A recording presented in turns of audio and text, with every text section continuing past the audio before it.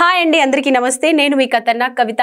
ప్రముఖ food delivery సంస్థ Swiggy తన వార్షిక నివేదికను వెల్లడించింది. తన నివేదికలో ఆశ్చర్యకర అంశాలు బయటపడ్డాయి. ఓ హైదరాబాదీ ఈ ఏడాదంతా ఇడ్లీలు ఆర్డర్ పెట్టాడు.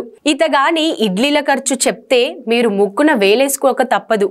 ఇడ్లీల కోసం ఈ కస్టమర్ ఖర్చు చేసిన సొమ్ము అక్షరాల 6 లక్షలని స్విగ్గీ వెల్లడించింది. ఇక మరో బిర్యానీ ప్రియుడైతే ఏకంగా ఈ ఏడాదిలో 1633 బిర్యానీలు ఆర్డర్ పెట్టాడంట.